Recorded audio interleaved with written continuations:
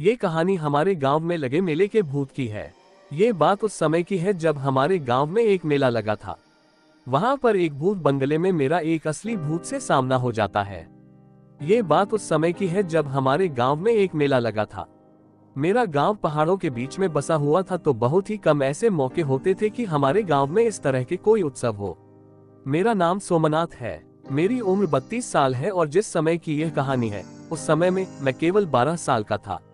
मैं एक ऐसे गांव में रहता था जहां पर खूब सारे पहाड़ थे। हमारा गांव बहुत ही सुंदर था। उस गांव में एक बार एक मेला लगा था और मेले में आसपास के सभी गांव के लोग जा रहे थे और कुछ लोग उस मेले में लगी दुकानों की तारीफ कर रहे थे। हमारे गांव के भी कई लोग उस मेले में हो आए थे और उनमें से एक मेरे पास ही के एक काका थे।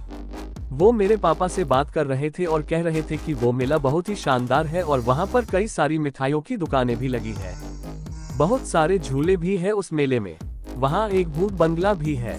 तुम भी एक बार हो आओ।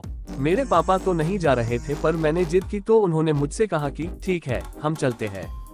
मैं उनकी यह बात सुनकर काफी खुश था। मेले का भूत जैसी डरावनी भूतों और चुड़ैलों की सच्ची भूतिया कहानियां हमारी वेबसाइट पर हर हफ्ते पढ़े। अगले दिन शाम होने से थोड़े समय पहले मैं अपने पापा के साथ उस मेले के लिए रवाना हो गया। जब मैं उस मेले में पहुंचा तो मैंने देखा कि वहां बहुत सारे लोग थे। कुछ को तो मैं जानता भी था, बहुत सारे तो मेरे दोस्त थे और बहुत से तो मेरे ही गांव के थे। मेरे सारे दोस्त भी अपने परिवार के साथ उस मेले में आए हुए थे। मेरे पापा के साथ मैंने खूब मस्ती की थी। उस जगह मैंने बहुत सी मिठाइयाँ खाए और बहुत से झूलों पर मैं बैठा था। उस मेले में घूमते घूमते शाम हो गई थी, पर अभी भी हल्की हल्की रोशनी थी।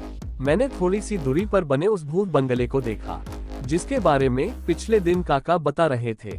मैं अपने पापा से जिद करने लगा कि पापा, मुझे भी इस भूत बंगले के अंदर जाना है। वैसे तो मेरे पापा ने मना कर दिया, पर उस भूत बंगले को चलाने वाले ने कहा कि साहब, यह इतना डरावना नहीं है कि इसमें छोटे बच्चे नहीं जा सकते। ये छोटे बच्चों के लिए बनाया गया है। आप चाहे तो अपने बेटे के साथ इसके अंदर जा सकते हैं। मेरे पापा ने भी सोचा कि चलो ठीक है, और उन्होंने 2 टिकट खरीदे और वो उस भूत बंगले के अंदर मेरे साथ चले गए। वह भूत बंगला इतना डरावना नहीं था जितना कि होना चाहिए था। वह भूत बंगला मेरे पापा के लिए इतना डरावना नहीं था, पर मेरे जैसे एक बच्चे के लिए वो काफी डरावना था। मैं जब अंदर गया था तो मैंने देखा कि वहाँ बहुत सारे ऐसे सामान रखे थे जिन्हें देखकर बच्चे काफी डरते हैं, जैसे कि कंकाल, खून से भरा हुआ फव्वारा, मकड़ी के जाले, डरवाने जानवर आदि। मुझे सबसे ज्यादा डर तो उस भूत बंगले में से जो आवाज आ रही थी उससे लग रहा था। वो आवाज काफी भयानक थी और वो आवाज मुझे आज भी याद है। मैं बस आपको बता नहीं सकता कि वो आवाज कैसी थी। थोड़ी देर बाद हम उस भूत बंगले के आखिरी छोर पर आ चुके थे। तभी मुझे अपने पीछे से एक ऐसी आवाज आई जो तब आती है जब कोई बड़ी सी बॉल जमीन से टकराती हो। मैंने पीछे मुड़कर देखा तो मुझे एक काले कपड़ों में एक आदमी दिखाई दिया, जिसे देखकर मैं काफी डर गया था। वो जो कोई भी था, उसका पूरा शरीर काला और अजीब से कपड़ों से ढका था। वे कपड़े काले रंग के थे, उसकी आंखें लाल थी और उसके 2 बड़े दांत थे। वो मुझे देखकर हंस रहा था। उसकी हंसी बड़ी ही भयानक थी और उसके मुंह से उसके भयानक दांत दिखाई दे रहे थे। उसके हाथों में वो बॉल थी और वो उसे अपने दोनों हाथों से पकड़े हुए था। उसके हाथों के नाखून काफी बड़े और पैने थे। मेले का भूत जैसी डरावनी भूतों और चुड़ैलों की सच्ची भूतिया कहानियां हमारी वेबसाइट पर हर हफ्ते पढ़े। वो मुझे अपनी ओर बुला रहा था। ये देखकर मैं इतना डर गया कि मैंने अपना हाथ अपने पापा के हाथों में कसकर पकड़ लिया। जब हम बाहर निकले तो मेरे पापा ने कहा कि देखो, डरो मत, ये केवल हमें डराने के लिए बनाया गया है, ये सच नहीं है। मैंने अपने पापा से कहा कि हाँ पापा, पर वो काले कपड़ों वाला तो काफी डरावना था।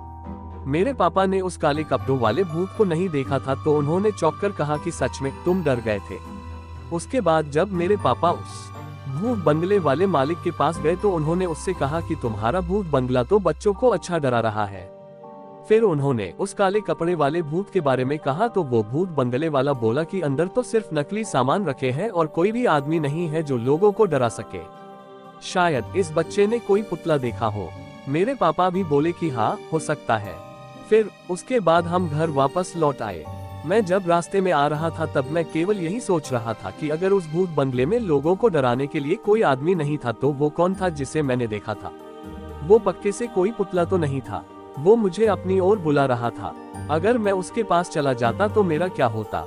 ये बात आज भी मुझे काफी डराती है।